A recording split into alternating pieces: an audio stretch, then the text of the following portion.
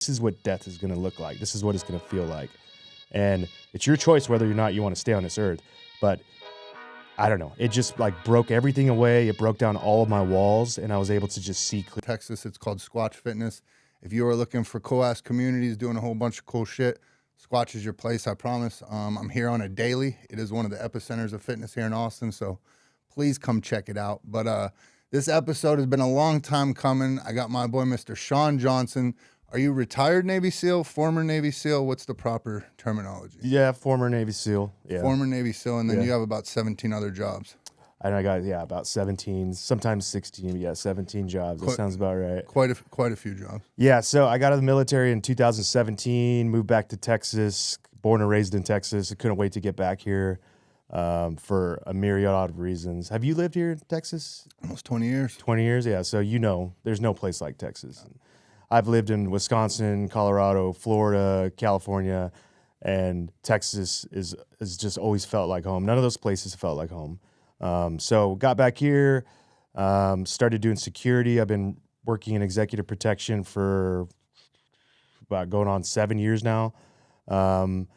Work for another company that works for Joe Rogan. So I've been in Joe Rogan's orbit for the last 5.5, going on 6 years now. He's been in Texas. And then I started my own company in the meantime, in the middle of that 6 years. So I'm running CEO point on my company, working for another company. And then I also do physical fitness training in the morning. I train celebrities or high net worth individuals that want a little bit more privacy. So I started training Alex Jones. I've been training Alex for, I think it's been about 16, 17 months now with him. So I've been able to see him lose about 70 pounds over that time. And he looks great. He's gotten so much more healthy. Like I got him. He's the type of guy that like doesn't want to go to the doctor. He doesn't want to listen to anybody. So it takes a lot to earn somebody like that. Earn their respect and their trust in you. And so I finally got him to the point where he's really taking his health very seriously. And it's not just like, he's not just doing this on a whim. This is like now become part of his life. Mm-hmm. And if we miss a few days, I hear it from him because it's become like this is part of his life now. And that's where you want to get these guys. Oh, yeah. So been doing that. And and then I got my own podcast, which I had you on close to the beginning. So been almost a year doing that. Been learning a lot about myself, a lot about being a good host, a good interviewer, and doing my homework. And it's trying to juggle all of those different, everything all at once, and then also be a father of two. Right. Right. I think we originally got connected on social media, right? Yeah. Just being part of the veteran community. And I remember I was just got done with a run and was walking into a place to have breakfast, and there I could tell it was you from the back. Yeah. And I remember coming up and like, "What's up, bro?" And I remember glancing over, and there's Alex Jones sitting there, and I was like, "Holy shit!" But I just remember not wanting to like draw attention to him or anything like that. And it seemed like he was like, he was taken back because I didn't like acknowledge who he was or whatever. Mm-hmm. And I was like, "Sir, I absolutely know who you were. I just wasn't trying to draw attention." But it was a tremendous guy to me, dude. I was blessed to be able to come out and work out with y'all once and see how you guys get down. So it's really cool to see his transformation of, fitness wise as a trainer. Like that's what you hope for, is somebody adopts that shit as a lifestyle and carries it with them. So that's cool as shit. Well, when you showed up, that was when I was like, all right, this dude gets it. Because a lot of people, sometimes they're nice to you, but they're just trying to get to somebody else. Mm-hmm. And so that day when we were sitting there at the table, you walked in, you just bumped me and like, "What's up, brother?" I was like, oh, okay, this dude gets it. He's not here just trying to climb. So that was good. That was good on you. Yeah. Good move. Yeah, I didn't even... And Alex sees that stuff too. Does he? Yeah. These guys that are, on top of the mountain, like they notice the little things that most people don't. Mm-hmm. And they remember everything. Yeah. Like steel trap. Like there's stuff I told Joe like 4 years ago and he'll remind me of. Oh, and I'm like, you were actually paying attention, dude. You're on your phone. I thought you were just ignoring me, So yeah, they remember everything. There's a reason that they're at the top. Right. That's awesome. What is it like for you going military-wise and then jumping over into like literally being security for celebrities and being able to train celebrities and stuff like that? How's that transition for you? It took a while to find my bearings when I got out. I know we talked about this on mine, but like I was an explosive breacher when I was in the military, so I probably blew, I don't know, anywhere from 200 to 300 doors open, with slap charges, explosives.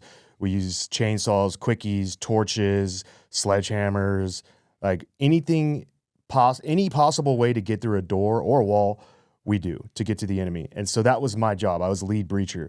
And so you're exposed to a lot of blasts. And back then when I was doing it, there wasn't all this like research being done on the brain and like the micro tears that are going on in your brain, like every time you do an explosive blast. So back then, if we were going through a training day, we might blow 30 to 40 doors open in that day because we have multiple breachers that all need to run point on this specific iteration. And so we just do it over and over, and you slide back in a stack as the next guy takes point. And so door after door after door, explosive blast. Well, at the end of my career, they started to do research on what this was, the effect this was having on like these soldiers' brains, because they were noticing a lot of bad side effects that were happening. And right before I got out, they're like, oh yeah. Well, if you do 2 explosive blasts in a day, it becomes permanent. So every explosive blast, same thing in sports, like contact sports, if you're playing football and you smash heads with another player, one of them you can repair from, your brain can come back from. After 2 in the same spot, it becomes permanent. Oh, shit. There's no coming back from it. Well, they used to think it was no coming back, and then now with psychedelics and everything, they're starting to see like, oh, these can actually repair. And if they can't repair the actual neuron, they can actually, it'll create a new neuron that goes around it to reconnect around the dead one. Really? So, but when I got out, and it was like, oh, fuck, our community was like, fuck, we've been doing so many blasts with these guys. So when I got out, my brain was scrambled. I couldn't hold a conversation like this when I got out. It took me 3 years of like self-administering psychedelics, mushrooms. I was microdosing during the week and doing like hero doses of 8 to 12 on the weekends, and just going really deep and, trying to have some fun. Like I would take it just to have fun, because everything is just like everything was, I was angry, I was miserable. I didn't want to be around anybody. I didn't want to be told what to do or, anything. And so, yeah, I mean, after doing that, and then I did a DMT retreat, where the first day we did MDMA mixed with psilocybin. And that's kind of like the really long day where you're unpacking a lot of shit that you've had in your closet for a while. And they're guiding you through all this, right? Yeah, they're guiding you through the whole thing. It's, it's an incredible experience. And if you've never done it, if any of your viewers have any issues, it's not just for veterans, it's for anybody that has any sort of trauma, anything. You go there and they take care of you the whole time. They're feeding you, they give you a nice room, bed to sleep in, and you're kind of doing all of this medicine together as a group. And then the last day we did like the DMT, or it was 5-MeO, the synthetic version of DMT. And that one is like, you're going to meet God and you're going to be shocked into a new life. Like what it did for me is it gave me an appreciation just to be alive. And I think I'd lost that somewhere along the way. And I didn't just appreciate being here on this earth. I was just taking it for granted. And then whenever it puts you in there, it kind of shows you this is what death is going to look like. This is what it's going to feel like. And it's your choice whether or not you want to stay on this earth. But I don't know. It just like broke everything away. It broke down all of my walls, and I was able to just see clearly and be like, man, this is actually a very special thing that we have here on this earth. And then from that, I stopped being scared of trying new things. And I was like, well, if I think back then I was like in my mid 30s, now I'm 42. And so I'm like, dude, I'm halfway there if I'm lucky.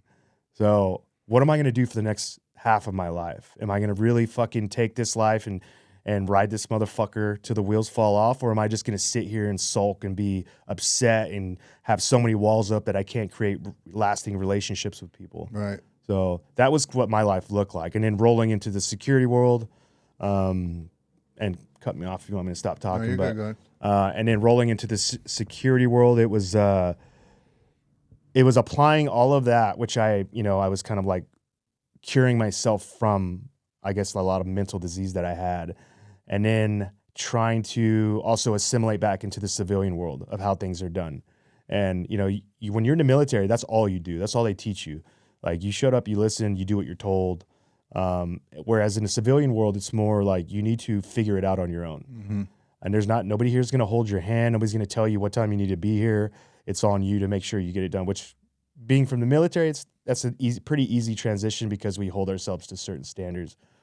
But I guess it was a little bit different because in the civilian world, not everybody is on the same page. A lot of people are out for themselves. And so you don't have that camaraderie, that group feeling. Like we're in this together. If we fail, we fail together. Right. If we win together. In the civilian world, it's more like I got mine. If you're doing good, I got like that's awesome. But I'm worrying about myself. So that took a while to get used to that.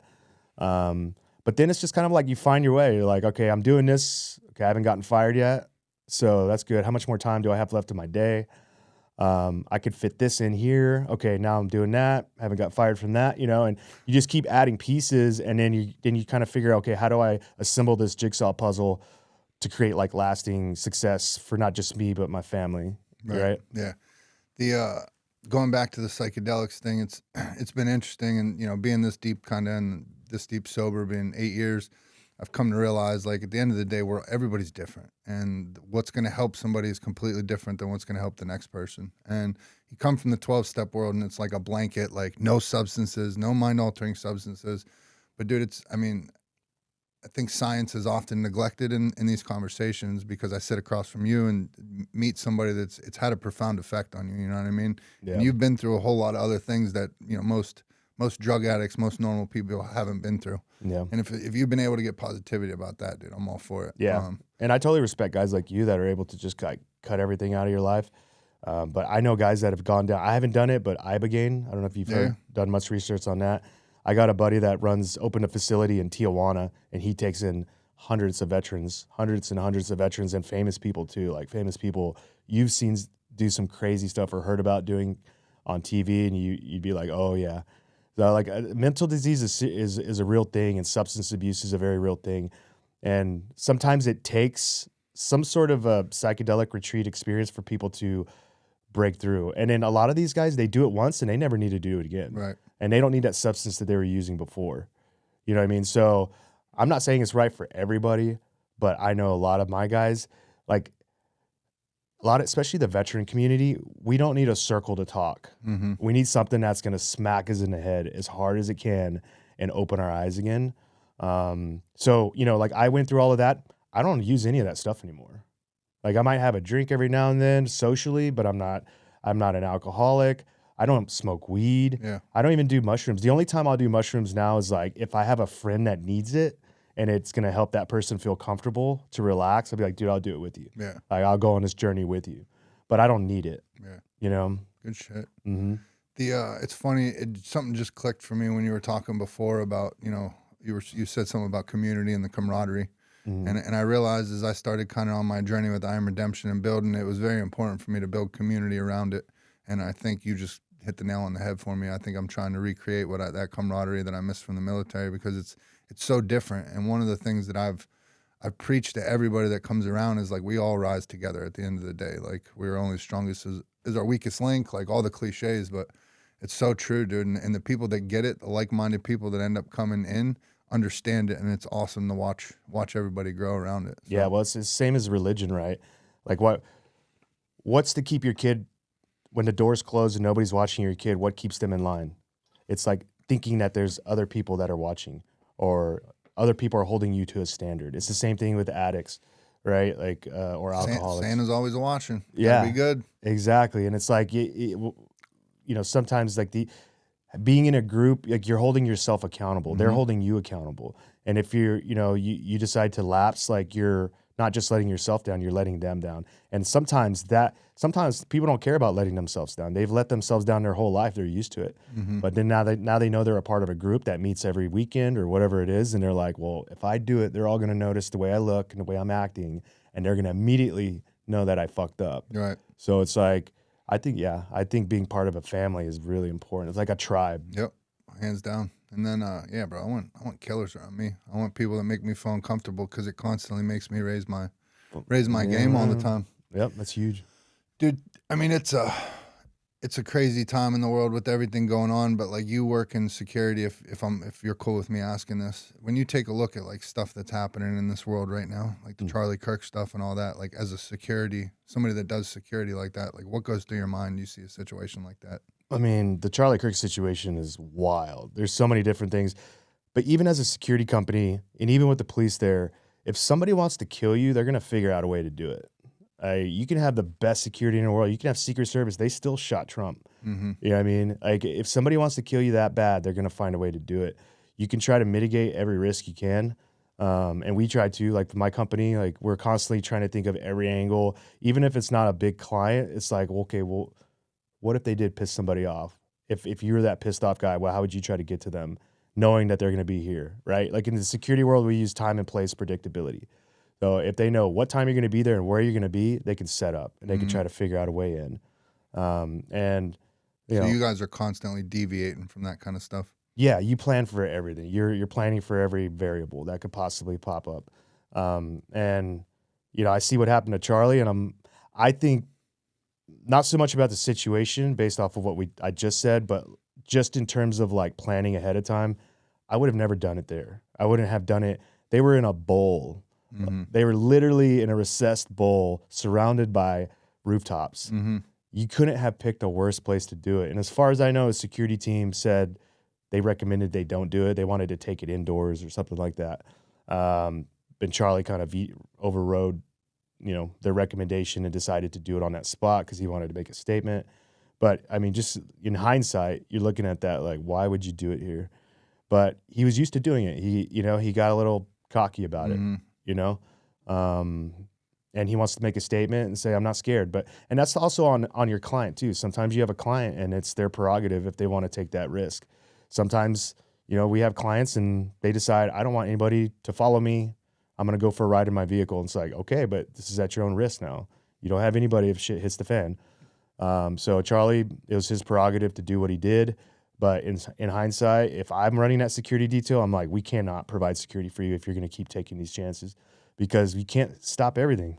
You know, that's just unfortunate. But yeah, it's been a wild last couple of days watching this stuff come out about his wife on the phone calls and her kind of demeanor afterwards and all that stuff. I'm just trying to make sense of it all. I don't care not that I don't care, but I'm not trying to get political, but it's just as more information continues to come out, you're just like, what the fuck? Yeah. Well, it's also like, where's the information coming from? Sure. Right. Like, I like Candace, but sometimes she says some shit and you're like, what?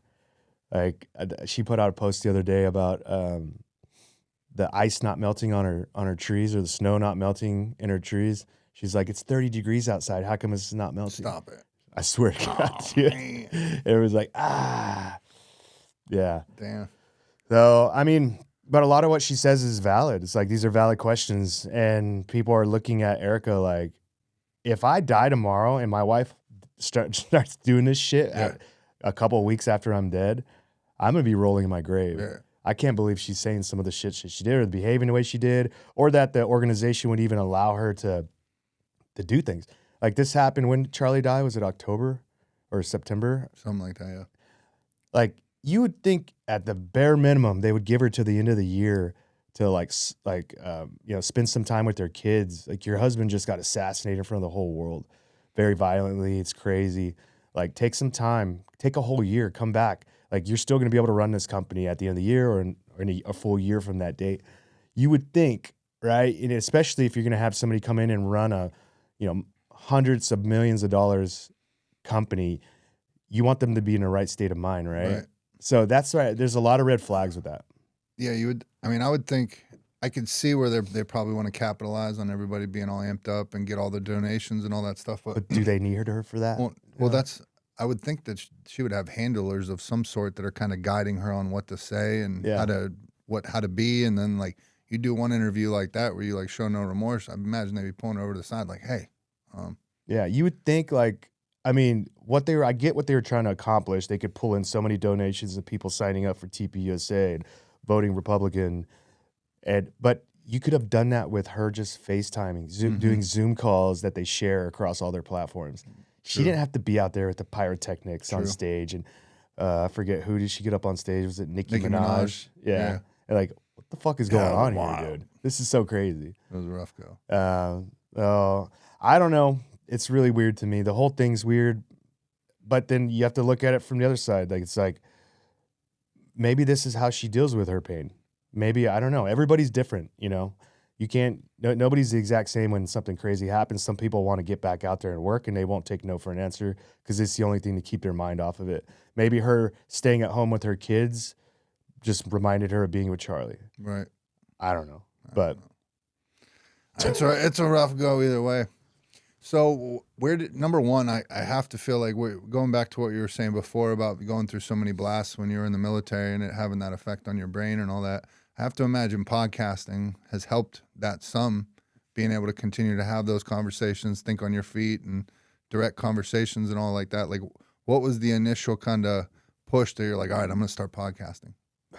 I just wanted to challenge myself, honestly. Like, I've been sitting in watching Joe's, I'm at the studio watching his podcast for over 5 years, and I'm like I know I could do it. It's just a matter of not whether I would do it. And then you're also, you're like allowing yourself to be very vulnerable, right? You're putting yourself out there. You're risking ridicule. People are going to laugh at you. They're going to talk shit. You have to be able to take all of that. And so for me, it was like, I knew I was smart enough, but I knew I still had a lot going on with my brain that I was worried I might be getting a lot of mental blocks during a podcast and lose my frame of thought and trying to find that right word for the right sentence. And I still struggle with it. So that was the biggest concern for me starting it. But then I just got to a point where I'm like, dude, stop being a pussy and just fucking do it. Right. And then, so luckily a friend of mine had a studio that he used for rent, Matt Alvarez, Soundshed Studios. He had been Is that the bugging spot me. I was at? Yeah. Beautiful place. Yeah. Beautiful So Matt is the guy that built Joe's studio here in Austin. That makes And sense. so he built this off on the side and he rents it out. And he had been trying to get me to come over there for like 3 years. And I kept, brushing it off like, nah, sorry, dude. And then finally I was just at the right point in my life, right timing. And I was like, fuck it, let's give it a shot. But I knew as soon as I did one, I was going to get addicted. I was spot on. Yep. I did that one and I fell in love with it. And there was a lot of blocks. Like I couldn't find the words. There was the first few ones, there was points where I had to stop and go like, tell my guests, look, man, I'm sorry. I just like to keep the wheels spinning for that amount of time was really hard for me. But now even now to this day, I'm not where I want to be, but I'm a lot better off. How do you think your show has evolved from when it's began to like where it's at now? Because I know my stuff, it's funny to go back and look. It's funny to go back and look when I very first started. And then it's funny to go back and look where it's like, all right, I had this, thought I had it. And then it's like, oh shit, I've continued to grow so much more since then. Yeah, it's definitely grown a lot. The cool part is seeing like guests reach out to me asking if they want to come on. I found that pretty cool. I got this bartender from the UK that's a friend of a friend, and he's flying all the way here to Austin to come on the podcast. No shit. Yeah, he'll be on next Wednesday. He's coming here, and he's gonna like make up a bunch of drinks right there on the spot. And I guess he's like a badass bartender. That's cool. And so it's cool, and he's all excited, and he's been messaging me on WhatsApp because that's how they communicate from over there. And so it's kind of cool to see that evolve. But at the same time, as it's growing in popularity and evolving, it's also more pressure on me as the host to perform. Mm-hmm. And so I guess that would probably be the biggest thing for me is, this imposter syndrome that likes to creep up in the back of your mind. Like, what are you doing here? You know what I mean? Like, are you sure you know what you're doing? Like, these people are relying on you. And then you have a guest on that's hoping that they're going to get a lot of views, and then they don't for whatever reason. Then the podcast falls flat, and you're just like, you feel bad. So I'm just trying to do the best I can and take the, trying to take the reasoning for the hard work off of me, like the selfish reason I need to do this for myself, and put it on the guests and be like, I need to do the best I can for them. Right. Because I'm trying to grow my thing, but they're also growing their thing, and that's why they're on my show. So I feel it's like I'm incumbent, like to do the best I can for them. It's like a responsibility thing. And then once you start doing that, and you're doing it for somebody else, that makes the hard work easier. Yeah, for sure. I agree with that. How do you feel about like we talked about one specific instance on your show, but how do you feel about the veteran community using podcasts now to kind of tear each other down and go at each other and all that shit? I don't like it, but I knew it was inevitable. Really? Yeah, it's clicks, man. It's clickbait. I don't like it. I think within the community, we should keep things within the community, within our own community. And, in the military, if you have a problem with somebody, you take it out back and you solve it, right? And it's gone, and you don't let it become a problem for the rest.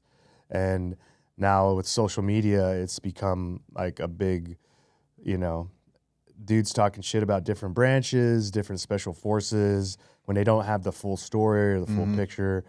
And I don't think it's good for the community as a whole, but I don't know. Maybe it's just evolution. Maybe it's necessary to grow. As you know, part of the thing when I was in the military, part of the thing I didn't like is that I didn't feel like the military grows with modern times. I feel like they're still living in like archaic rules where like you had some admiral 40 years ago that wanted to get an extra star, and he came up with some stupid fucking rule that worked back then but has no bearing or meaning on what we're doing today, but yet that rule's still in effect. Right. And so that part of the reason I got the military is because I was like, this is stupid. I feel like I'm in the 1970s here.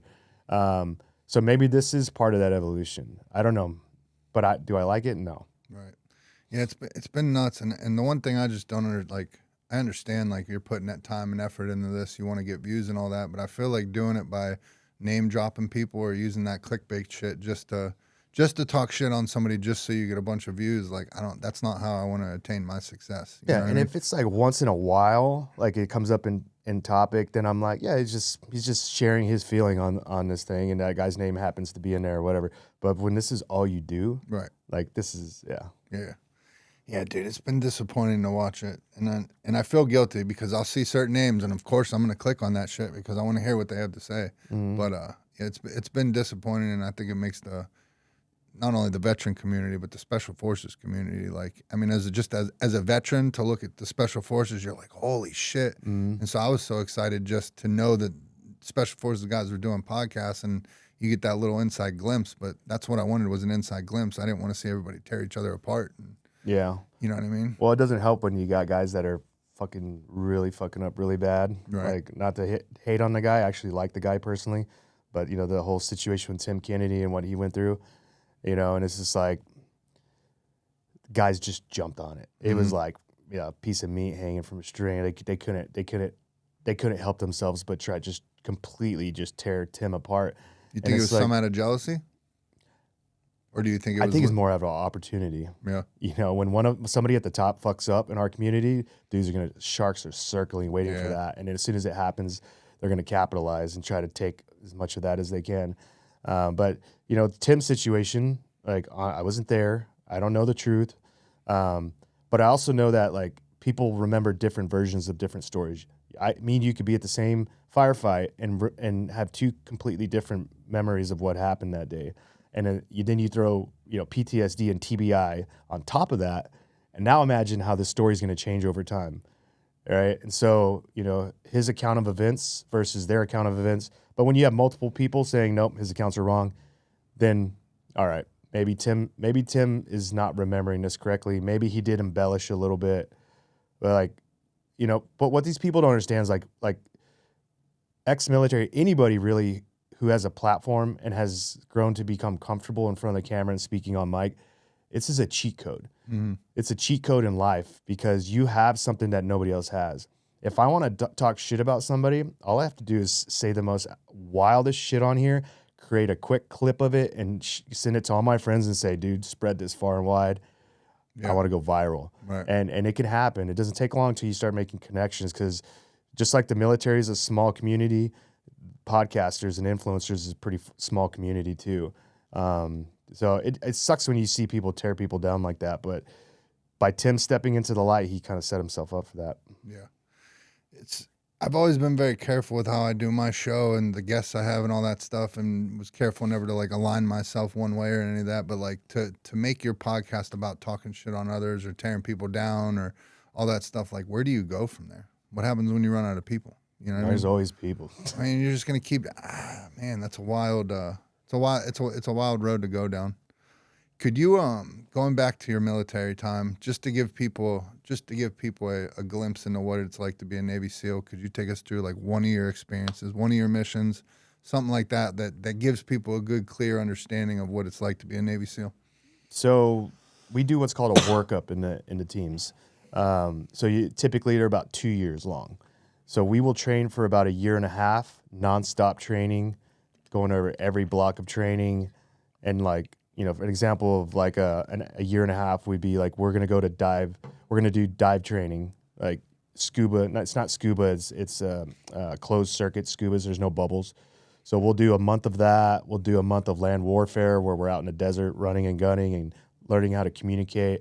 And then we'll do like CQC, close quarters combat, where we're clearing inside buildings, right? Hallways, stairwells, all these things, you have to run through them thousands of times before you create muscle memory. So everything you do in training is to create muscle memory, because when an actual firefight takes place, your brain switches off and your instincts take over, right? Like when bullets are flying past you and you're shooting bullets downrange, you're not thinking at all. You're not thinking coherently. You're just going with muscle memory. I know this, as soon as I hear a command, I know what to do, right? Or if it's my job to tell these guys what to do, like boom, firefight takes place. I know I need to take cover, radio to the birds, like the airplanes flying above us, to bring in air support or whatever it is, and then communicate with my guys to get them off the X, right? They're out of danger. So you'll do a year and a half of training, going through all the different blocks of training. You'll jump out of planes, you'll dive, like I said, everything.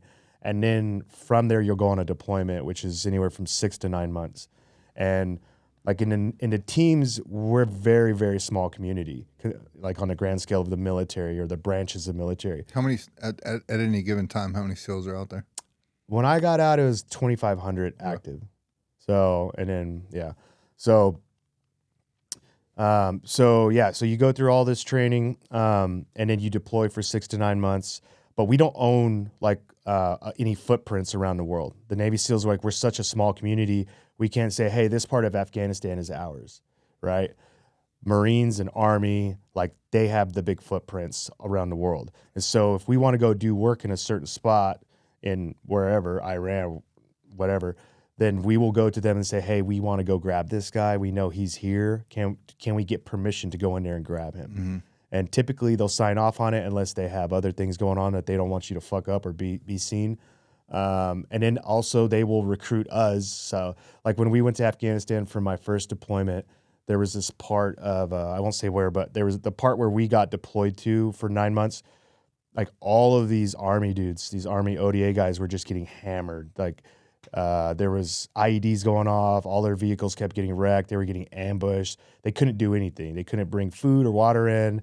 And if you looked at like the Blue Force tracker and like incidents that were happening in this area, it was just like flooded with flags. Like, holy fuck, there's so many bad guys. So they dropped us in a compound right in the middle of it, like right smack dab in the middle of it. So we would basically like just go terrorize this place for a while and get them to back down. And by the end of our deployment, it was like a donut. Really? Yeah, everywhere that we went, everywhere the elders and tribes were, like nothing happened. It was like super clear, and then around us was a ring where they were still hitting all those Army guys. Really? Yeah. So, like that's the one thing that's cool about being in the teams is like we get to be that person that can go in there and like if you guys are having problems, we'll go fuck you up. We'll go fuck them up, dude. Right. Like, just tell us where to go. Can you? How long did you do total? Does that? How long did you do total in the military? 8 years. What do you think was the bravest thing you saw your entire time? Man, that's a tough question. I don't know about the bravest thing. I think anytime the most badass thing, then we'll say the most badass thing you said.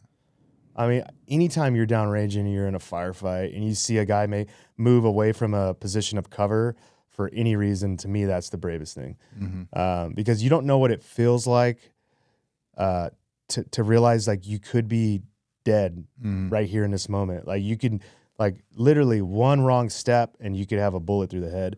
Like to me, so anytime I saw anybody in my units like make a decision to move cover to help somebody else, like all of that is heroic actions to me. And a lot of that they'll never get a medal for making a decision, but in those split instant, like I've done so many of them myself, and we're getting fired on by a sniper. That's the scariest feeling in the world. Moving through an open field with sniper fire coming down on you, and you have to make the decision like, fuck, I have to run 150 yards to get behind cover over there across an open field. And it's like, I'm relying on my guy behind me to provide cover fire for me down there, So anytime any of my guys made those decisions, like that's to me the craziest thing I've ever seen, because I had one of my OICs run across a rooftop, and he was a bad motherfucker. He had a red, white, like an American flag bandana that he was wearing on this op. And I remember at one point I just see him, and he's like yelling. His comms guy, they got split up. Typically the comms guy will stick with the OIC officer in charge because he needs to relay all the information to everybody and units around us. They got split up, and he was busy laying down fire on this angle, and I could see the OIC. He's like, trying to get his attention. He's like, fuck it. And he just sprints across this fucking rooftop, and it's like the enemy was like, da, da, da, da, da, da, da. I don't know how the fuck he didn't get shot. And he just comes like sliding into us, like grabs him. He's like, radio this. I was like, that might be the dopest thing I've ever seen. Wearing his American flag bandana. Yeah. Let's fucking go. Yeah, dude. So that's wild. I've seen situations where, accidents happen overseas way more often than we wish they would. And not just with our soldiers, but with civilians that are on the ground. I mean, we're driving big trucks, and I've seen situations where, you get in a car accident or something crazy happens in the center of a town square where there's thousands of these people, and you don't know who's civilians, normal people, and who's bad guys sprinkled in. And so seeing situations where we have to stop inside of a town center and for guys to get out, and like you're trying to be nice because you don't want to create a Mexican standoff with the locals, but at the same time you're on super high alert because there's so many angles you can't see where guys could kill you. Right. And there's civilians carrying weapons, everything, right? Yeah. And then one of the bravest things I've seen too is like the ANA, the Afghani National Army guys that we would have attached to us. And not so much them, but the interpreters that we had attached to us. These guys going on foot to, like, if we're in a convoy and this place is laced with IEDs, or we're getting intel that they laid IEDs in our path. And so the whole convoy goes to a crawl, and these guys are like, I'll get out, I'll go check. And so they're going out there poking the ground to see if, like, that might be the bravest thing I've ever seen. Yeah. They're not even American, and they're out there poking the ground to see if there's an IED so we can drive through. Right. Like, that's wild. Yeah, that's crazy. Fucking, not the politics of it, but what did you think about when you heard about us going in to get the Venezuelan president? I thought that was dope. Dude, I was like, that's fucking, let's go. I've been waiting years to see one of these missions go down just so we can remind the world what we're capable of. Yeah. Because, like, coming from these branches, like, I know what our capabilities are, and the fact that we've been losing so much respect over the last, like, fucking decade, it feels like. Right. It was awesome for Trump to remind everybody, like, we could come in there. If we don't want, they probably could have done that without even firing a shot. Right. But I think they just wanted to send a message. I don't know if it was bullshit or what, but supposedly they had talked to like one of the guards or something. Did you see that? And he gave his account, and he said it was the most how fast it happened. It was the most violence he had ever seen. Mm-hmm. He talked about the speed of the guys that came through, how fast they were shooting and everything. Those guys planned it for, like, I think they were working on it for at least a year. Was it? Yeah, they made a mock building exactly like the one he was in, and those guys rehearsed this every day, nonstop, for I don't know how many months before they actually did it. And so what? If I heard everything correctly, they hit him with a EMP and then just went in when everybody was all dazed and confused. And yeah, there's a lot of, like, question marks. I know some people are talking about how they're using I forget what it's called. Basically, it's like a weapon that they can make these people sick and give everybody on the ground vertigo. Is that because of the percussion of the thing? Something like that. They were saying they used some stuff because some eyewitness accounts of guys that were on the ground there, not our guys, but their guys, they said that guys were bleeding out of their nose. They got instant vertigo. They were puking all over the place. So there's like these subsonic weapons that have been in development. Nobody knows if they actually use them. And I can't speculate because I wasn't there, but there is a lot of rumors that they were using some stuff down there that basically disoriented everybody around him, and then it just came in and they could basically walk right past the guy that was puking on the ground. Right. What's happened to that dude now? He's in Manhattan, MCU or whatever. Yeah, where all the other celebrities are. Yeah, dude, it's like Gotham City inside that prison. Yeah, it's great. Arkham Asylum. They're all about to get out. Yeah, they got everybody. They got even P Diddy's in there. Yeah, Did you watch that? yeah. Fucking crazy, Dude, that dude. is so fucking creepy. Dude, I can't. I think it's along the same lines as the whole Epstein thing, where they're using him to get dirt On other people. on other people. But I think they use Diddy for like celebrities. Why do you think all these celebrities are coming out and like defending these ridiculous, like when the vaccines, they were trying to push the vaccines on everybody, and all these celebrities are coming out there and making these videos telling us not to be selfish and think about other people. And like, do you really believe that, or did they tell you you have to believe that? You know what I mean? Like, I don't believe any of those fuckers. Like, I don't trust a single one of them. You just being around, you obviously being Joe's Guard and all that, so you're around the comedy world. Have you noticed the split between the Austin comedy scene and like the New York comedy scene? And it was like some dudes that were down with the Austin scene aren't down with the Austin scene anymore. Yeah, it's a lot of drama. I think I saw it was like Andrew Santino and Bobby Lee, and they were basically saying how they didn't dig with how Austin gets down or how they talk or the type of comedy or whatever. And I was just sitting back looking, and I was like, all right, well, those are the two comedians that are still trying to act and be in Hollywood. So it makes sense that they're aligning with. It's a great observation. With that crowd, you know what I mean, and going for that. But and then to also be two guys that they'll say anything. Like, so why all of a sudden they have a problem with what people are saying now and stuff like that is pretty funny. That's how it is. Comedy Mothership's been here for almost 3 years now, and they're still the new kid. Yeah. Right? So, of course, they're going to receive a lot of hate. I don't think it's always going to be like that. It's going to be a competition. Every time Texas gets something that's not East or West Coast, people are going to try to dog on it, like the little brother kind of. But, I mean, you look at what the fans, it's not really what they think, it's what the people and the fans think. I think we were looking at the followers on Instagram for the Comedy Store, like the OG spot in LA versus Comedy Mothership, and it was like Comedy Store's got like 500, and the Mothership's already like about to eclipse 1 million followers. No shit. So they can talk all the shit they want.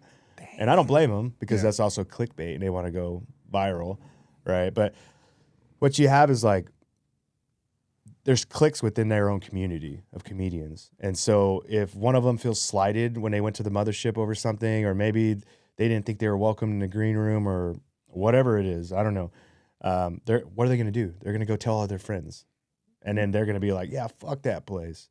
But as far as the Comedy Mothership, man, they're blowing up. One of their young comedians, Cam Patterson, just signed on with Saturday Night Live. Oh, no shit. Yeah, Damn. young guy. Austin guy? Austin, Let's go. Good shit, bro. Yeah, man. So, yeah, big things are happening for them. It's just like any community, man. Same thing with the veteran community. Yeah. People are going to talk shit because it's viral. Mm-hmm. You know? It's true. I didn't even think of it like that. So sitting back when you're like, what is of all the guests that have come through, like, do you watch the shows as they're happening? When you're at Joe's place and the podcast and all that? I try to watch some of them if I'm interested, but there's so many hours of it that, and gotcha. we'll get into a conversation. Sometimes the guests will show up with like their own little posse or their managers or whatever, their wives, husbands, whatever it is. So a lot of times we'll be just in conversation on our own outside. But yeah, sometimes I'll try to sit with them, but it's a lot of podcasts to watch. I bet. And he does like 4 to 5 a week. Yeah. Every week. 2-3 hours. You got one guest that really stood out to you that you were like just completely in awe of as they were sitting there talking? It was such a good episode. Ice Cube. Ooh, that would be a good one. Yeah, because I grew up watching him. Yeah. Right? But it was cool to hear his story because like when I saw him, it like reminded me of guys like us. Like we didn't come from anything, but things somehow the world seems to fall in line if you're making the right moves in life. Mm-hmm. And things tend to happen and roll your way. And like like the movie Friday, it's like he wrote that, Right. like he directed that. And I didn't know that. Yeah. I didn't know that growing up, but, then he told the story of how it happened and is like, it just happenstance. He was nice to the right person. And then this guy somehow got a hold and they were looking for a young black artist to make something cool. And so he went to him and he's like, make a movie for me. make a movie. And he kept coming back to him like, do this. And then finally he's like, fuck it. All right, I'm going to do it. Because he kept thinking like, I'm from the hood. Right. I'm from the hood. What? I don't know how to make a movie. I don't know how to write a story or script or anything like that. And so finally this guy kept pressing him and he's like, you know what, fuck it. I'm going to give it a shot. And so he wrote that. And that was his first, I think that was his first one he ever wrote. I was just going to add, was that his first acting role? I'm not sure. I'd have to look it up. I don't know. But so to me, that's cool. That's like somebody similar to us, like doing something that you never expected you would and taking a chance and exposing yourself for failure, which that's the hardest part. Nobody wants to be known as like he started something and failed at it. Right. And so, I mean, that changed his whole fucking life. Yeah. That's one of the greatest movies ever. Yes. Hands down. They don't make them like that anymore. No. The like what you just said about nobody wants to fail, it stops so many people every day from even trying to start something. Yeah. I was just having this conversation with somebody and I was saying like they were trying to give me an explanation of why they were going to wait to do something. And they were like, well, what do you think about that? And I was like, I don't know. That kind of sounds like a paralysis by analysis to me. Like, when are you going to ever actually get to doing it? Mm-hmm. And so I think that's been one thing in sobriety or, probably within 2 years ago is like when I finally took that step where it was like, fuck it, I'm leaning into this shit all the way. Yeah. And now it's like I'm going back to everybody like, yo, do it. Yeah. It's uncomfortable at first, but fucking do it. Yeah. Because I was telling somebody last night, like when you start building your own thing, something for yourself with your name on it, and it's your ideas and your branding, your colors, your this, your that, like I have such a profound respect for it and such a profound like motivation for it because it's mine and I created it. It goes as I go. I never had that feeling before. Yeah. That's the hard part with me too, because exactly what you said, like I'm building something with mine, everything in the background, like you have your sign here, you have these shelves here, like everything in the background, you start thinking about all these little details that you normally took for granted as a observer of something. Right. And now it's like, okay, who am I? It forces you to really look inwards and be like, what do I want to show the world of who I am? So, and the hard part for me is like, I'm surrounded by guys like Joe and Alex, and it's like, they've been doing this for so long. The stuff that I get excited about and I want to brag about to them, they're like, yeah, whatever, dude. Nobody cares. It's like, It's like, come on, man. Like just like, get on my level. Just try to remember 30 years ago, 20 years ago when you guys were just starting off. So, but it is cool, man. And I encourage everybody to give it a shot. And the cool thing is like, now I've started to think, now I've created this platform, like what can I do with it? And one of the things I'm going to start doing, and I'm going to start with my own mom, is I want to start recording. I think there's a lot of knowledge that is lost with our elderly when they die. And I think we, as a society, that's a failure on our part, because what's that saying? If you don't learn from your mistakes, you're doomed to repeat them or whatever. Yeah. And I think that's very true. I think there's so many things that we go through, and not just as a civilization, but within your own family line, addiction problems that you had. Now imagine if you were able to go back and watch a podcast from 5 generations above you or before you, and there was an uncle or a cousin or a grandfather that had the same addiction issues and could sit there and level for a 3 or 4 hour podcast talking about this and how he overcame it and what caused this. And, so to me, that's invaluable, especially within your own bloodline, because a lot of stuff is just passed down, and sometimes it's passed down genetically. So somewhere in your line, there was somebody that dealt with the same issues that you dealt with, and if we were able to have recorded that before they died, we could have learned and maybe broken out of these bad habits a long time ago. So I want to start doing that. I'm gonna start with my mom. She finally agreed to it. She doesn't like being on camera, but she's gonna be my first one, and then I want to be able to open this up for other people and other families. Somehow, I don't know where I'm going to carve out time in my day, but I would like to be able to, hey, if you have a loved one that's fine with this, like imagine you're about to die, you're going to die, you got months left, and you have an opportunity to sit down and tell your story and all the life lessons and warnings to those after you and wisdom. What do we have at this point? If I want to get to know my great-great-grandfather, all I have is like maybe like a letter he wrote or a medal or an award that he won or something. It's like, I can't learn anything from that.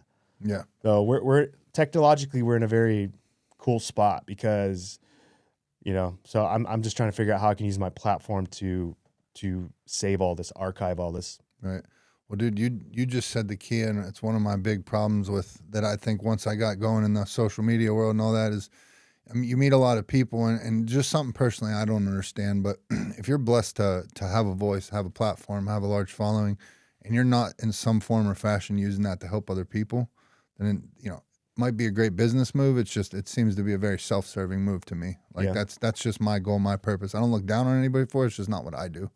But you know, being able to use that shit to help other people and all that stuff, like, I don't know, man. Like, I feel like, you know, it depends how you want to look at it, but I feel like God's blessing you with that opportunity. Like, what are you going to do with it? Yeah, true.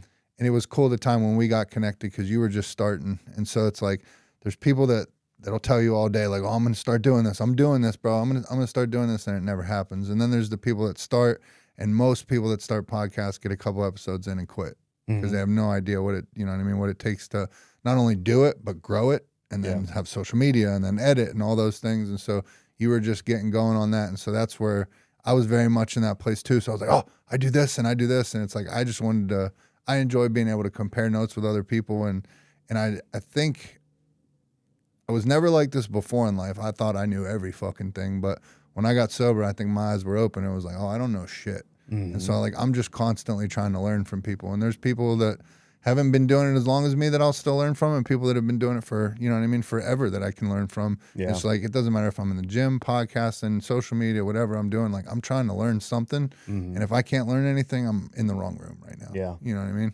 Yeah, no, you're absolutely right. One of the cool things is when you came on, my first editor that I had for the podcast quit on me, like right before Shawn came on my podcast. And I was like, hey man, because I was used to putting out a bunch of clips afterwards. I'm like, hey, my editor quit and I don't know how to edit clips yet. I was just like the host. I wasn't editing. And it was so cool because you're like, dude, don't worry about it. I got you. He's like, I've been editing. I've been making my own clips for a long time.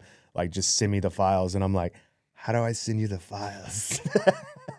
They're inside the computer. So that's where I was. I didn't know shit. Bro, I didn't even know how to turn on a MacBook. Yeah. I didn't even know how to turn on a MacBook. And now, like, you know what I mean? I'm confident enough to say, like, I'll put my shit up against anybody. Like, I know, you know what I mean? I'm pretty proud of all the stuff that I'm able to do. And it's bro, in the world we're headed and the direction this world's going, like, if you don't have some of these tools, you're going to get left behind quick. Yeah. Well, that's the cool part. Like, so I'm engaged to get married, but my daughters live with me right now. So it's just us three most of the time.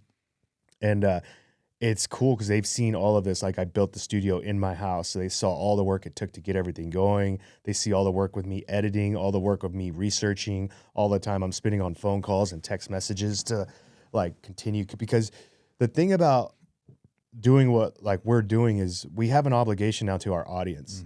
The audience doesn't care if you're sick, doesn't care if you're overwhelmed and you've put too much on your plate and you need to set this aside. Like, I mean, the last 3 weeks have been really rough for me, and where I typically put out a whole bunch of clips, and I used to post podcasts on Monday every day. I've just been so swamped lately that it's pushed out to like 10 days, you know. And I'm gonna bring it back to a week, but already I have people like, dude, where you at? What's going on? Yeah. You know, so even a smaller podcast, people, you know, that becomes part of their week. Right. And if you don't deliver, they're going to go find somebody else that'll deliver, you know? So yeah, it's definitely a big obligation for us. Are you doing all your own editing?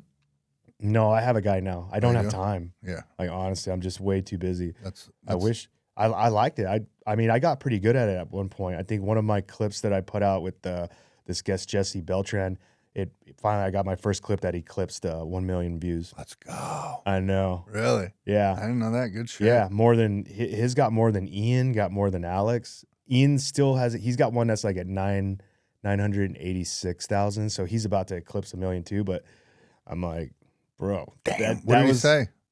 What's that? What was the clip? What made It was go? about, so this guy's all into nanotech that's could potentially be in our bodies. And he's dedicated his life to exposing what the nanotech that they're putting inside everybody. And he was talking about, this one wasn't specifically about nanotech, but it was about the future of incarceration with prisoners. And he was basically warning the public that in the future there's going to be an option for prisoners where instead of serving time, like real time in prison, right, from say you committed a crime tomorrow, say you robbed a bank and you were sentenced to 30 years in prison, you can either serve that out or you can put on this virtual reality headset thing or like brain interface thing. And what it does is you'll serve out that time, but in this virtual world. So, but in the real world, it'll only be a matter of minutes. But then in that virtual world, you'll be serving out the time, but you'll also be forced to undergo like forced empathy training. So they'd be able to make you feel what the victim felt when you did it to them. And then not only the victim, but their families. So they'll force empathy upon the criminals. And so you serve out this time, you're going through nonstop training throughout this 30 years within this virtual world. But then when you get out, only a few minutes have passed, maybe 5 minutes. So what happens when the world has empathy and everybody stops committing crimes? What are all the private prisons going to do? Exactly. How are they going to make their money? Exactly. They're going to buy. So you should go on there. There's like over 30,000 comments, and it's like people saying the exact same thing. Like half the people are like, "Fuck that! I want them to serve out a part of their real life. I don't want people to get off like that." But then the other part is like, yeah, like no, it's a huge money making scheme. They keep prisoners in there. It's so, Right. I don't know. I remember it's funny once you start putting out clips and podcast clips and you start understanding what the algorithm likes or what people want and stuff like that. And I can remember one of the biggest clips I ever did. Dude, it's a gentleman who's a very, very, very popular youth pastor, huge on social media. He has huge gauges in his ears. But the two clips that I think have gone the biggest, it was him talking about how he this dude adopts they bring in babies that are detoxing off hard drugs. They can't be touched or anything like that. They just basically have to sit in this room in an incubator. Damn. And they foster these children and help them get off drugs. And the amount of people that started going crazy on like pro-life or pro-choice and all that stuff inside of this thing, that's what made it go, is these people arguing. And so like I just let it go and just I'm still getting notifications from it. Yeah, it's crazy, right? A year plus later, but it's that bickering back and forth. People like to argue, man. Yeah, big time. And it's our team versus your team, and fuck y'all. Always. And then the other one was a good buddy of mine was talking about how he used to pick up dirty cigarette butts off the ground and use them to filter his heroin. That one went crazy. And so I was like, all right, like I'm putting out all this inspirational stuff, but it is interesting what catches, right? There's no rhyme or reason. Yeah, you never know. Yeah, some of this stuff. Same thing with my fiance. She's a metal artist. She makes badass like sculptures and pieces, and she'll do like a 40-hour build on a piece, and she'll chronologically like video record and piece together, and she'll spend a whole week, maybe 2 weeks putting together this badass reel for it. And then she'll get half as many views as a dumb one where she's just fucking off in the shop, Right. and just being goofy. And she's like, what the fuck, I study this stuff all the time, and then you know what I mean? I've gotten good at the editing stuff now. My shit looks good. I mean, it looks crisp all the time. And then now you read everything about the algorithm's going to favor the exact opposite. Yeah. Not well edited stuff because they're trying to discern between AI and real life. Oh, no kidding. And so the more curated, I haven't heard that one. The more curated and better your stuff looks, the more it'll be kind of suppressed to just your following. Interesting. And the stuff that doesn't look as good is going to get pushed out from everything that I've been seeing and reading. That's interesting. I know that they are trying to get away from long form videos. They're trying to go back to them. They're trying to go back to them. So if you look, if you notice my trend on what I see, if I post a picture carousel, that shit goes crazy. If you post a reel, it doesn't do nearly as good. Oh, that's what it is. They're favoring pictures now over just because it keeps you on there longer, is what they're saying. And so long form content is what the algorithm's going to start pushing out more and more. Supposedly, that's what they're saying this year, but I'm still, I haven't gotten to that point where I'm like diving in on the algorithm. I have, but now it's gotten to the point, especially with I Am Redemption becoming a nonprofit and my site's being turned towards that and building that. I don't have time anymore for the clipping and editing. Like I enjoy doing it. I enjoy the finished product. Mm. But to ever scale or continue to grow, like I need to get some. Is this I your need to get some full-time job now? Mm-hmm. This is all you do? Yep. Damn. I'm Redemption 24/7. But we got a Monday night men's group. We got a Thursday night Zoom call. Saturday we got the run group. And then one of the first missions for I Am Redemption is my goal is to scholarship 100 people this year to run their first race and get their first pair of running shoes. Oh, nice. So we're one of the official nonprofits for Austin Marathon. February 15th, if anybody wants to come out and support, we're looking for volunteers. I got 12 people running their first ever marathons and half marathons. And then we'll have 35 people at the, hopefully we're going to have way more than that. I want to make it like the veteran mental health recovery hub of the Austin Marathon, but we got a water spot right there on Congress. Hell yeah, dude. You guys are crushing it. I love watching your videos you're putting out. These groups seem to get larger and larger out there. Like, dang. It's crazy, dude. A lot's changed. It's crazy. I didn't ever know I could do stuff like this. Yeah. It's pretty empowering once you realize that you can. And well, you can see that when you're on stage too. Like you have a great way of captivating that audience and holding their attention, which is not easy to do. No. I'll tell you something when we go off air, but I got a big speaking gig coming up the end of March. Going on Fox News? No, not yet. We'll get there. I spoke at a prison a couple months back, 2,300 inmates, and I was like, man, it gets no better than this. Like, this is the biggest one. This one coming up in March is going to be cool. Really? So, yeah. It's like Johnny Cash stuff, dude. So, we hope. We'll see. What, dude, somebody sat down and listened to your story, right? Let's say there's a veteran out there that listened to this, and they're kind of in that spot where you were, where you're getting out and lost your way, didn't feel like you were thinking clearly. What would your advice to them be? I would say take some time to look inward and like really see yourself from the outside looking in, right? Before you can make any decision on what you need to do, these guys don't know what they need to do. For one, they got out. They're still just trying to find their bearings outside of the military. And if they have kids or whatever, they have to, provide. They need to provide, keep food on the table. So I know a lot of decisions are made in haste because they need, you got to provide. That's your job. You're in charge of that family, and it's your job to provide. But I would say as soon as you're able to, like, take a step back and look inward and try to recognize what walls you might have put up while you were in there. And if your personality has changed, because my personality when I got out of the military from when I went into the military had changed completely. Yeah. And I knew it as it was changing. I could feel things are a little bit different than when I got out. Do you think that was conditioning, age? It could be experience. There's so many different factors, and there's so many different jobs in the military. So everybody's going to be a little bit different, but change does happen. And I think it's just important to like reflect back and remember who you were first, recognize or accept who you've become, and say, what parts of back then do I miss? What parts of the old me do I miss? And that I wish I had today. Cause like for me, when I went into the military, I was very friendly.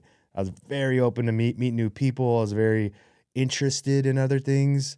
In life itself, I was also driven. I believed I could do anything. I was so super confident, maybe naively confident, but I was confident. Mm-hmm.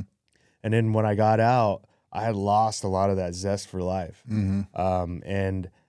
And I guess part of that led me into depression. And then with depression, then you get into substance abuse, stuff like that. And so it's a very slippery slope. Mm-hmm. And you're going to look for some sort of reprieve.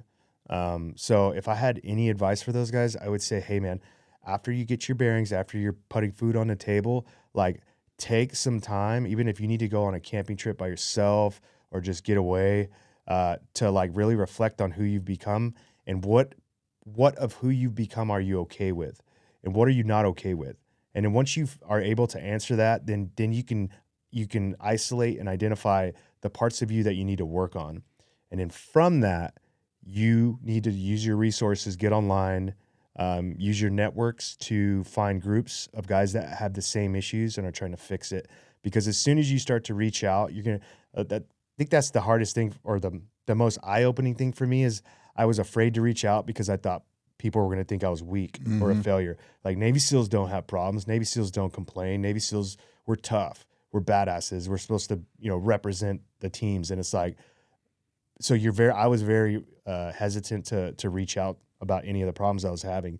But once I did, I realized, holy fuck, dude, like half my community is like working on themselves. And I didn't know that. Yeah. Because they don't talk about it. Nobody's advertising that they're working on themselves. But as soon as you like open yourself up to that vulnerability, you realize like everybody's like, all right, he's one of us. Come on, we got you, dog. Right. What do you need? Like, and then like the first time I did it, I had another team guy that just came, sat down with me.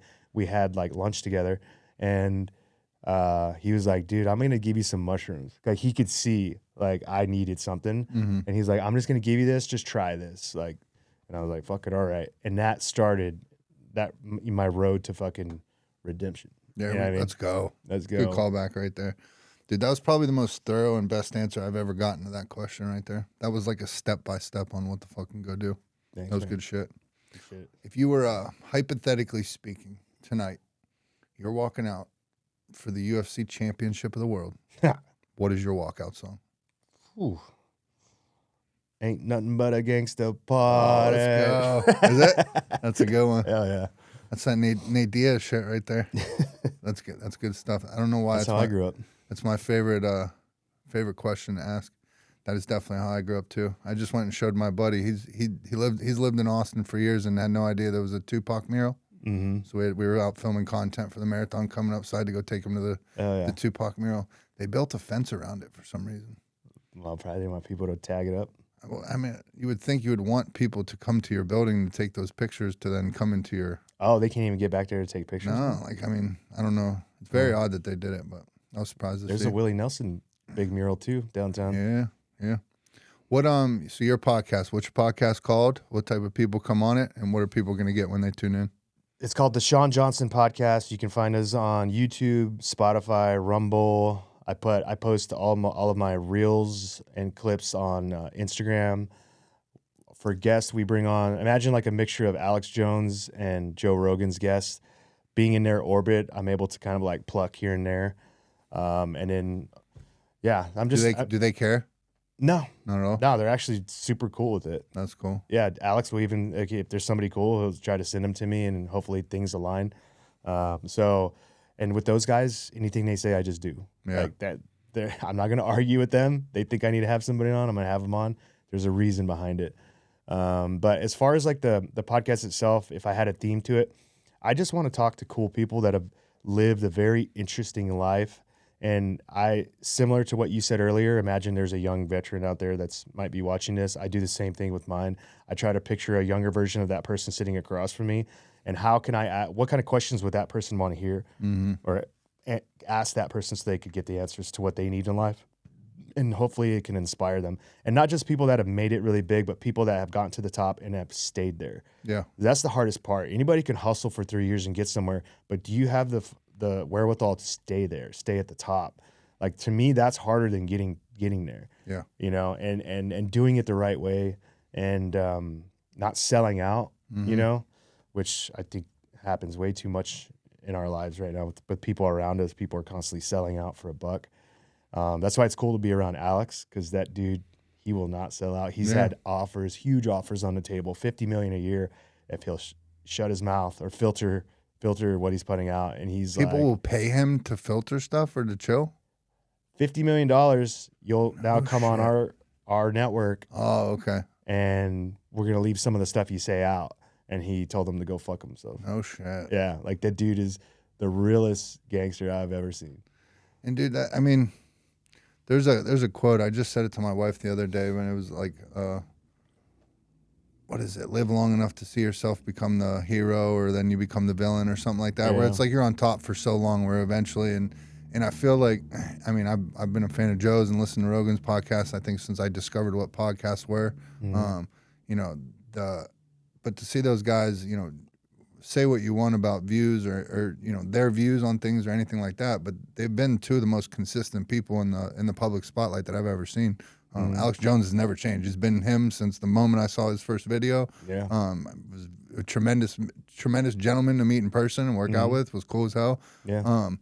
But it sucks to see, because it's like almost you see them not they get these offers to conform and then they don't, and then all of a sudden they're getting tore down, or everybody's talking shit, where it's like, I don't know that that's necessarily the everybody's temperature in the world, the way you guys are trying to make this look in the media. But so that's the one thing I one thing I look up to and see.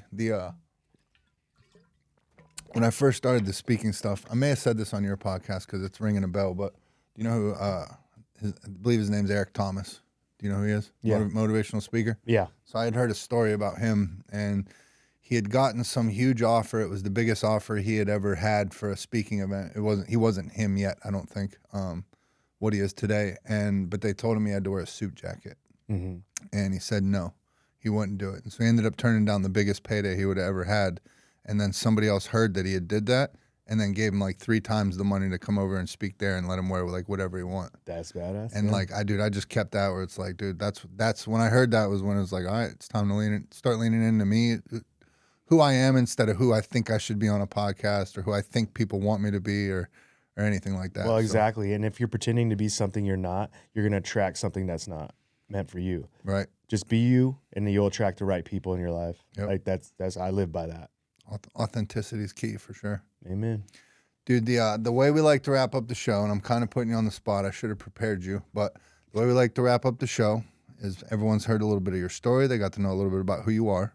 But if you would be so kind and maybe take a look in your camera and throw out a couple I am statements that let people know who you truly are. So it could be, I am a Navy SEAL, I'm a bad motherfucker, I'm a podcaster, I'm a father, I'm the shit, whatever you want it to be. But just to let people know kind of who you are. I am honest. I am a Navy SEAL. I don't know. This is a tough one. You should have prepared me for this. I'm sorry. You just rocked it. You just gave me 2 great ones. I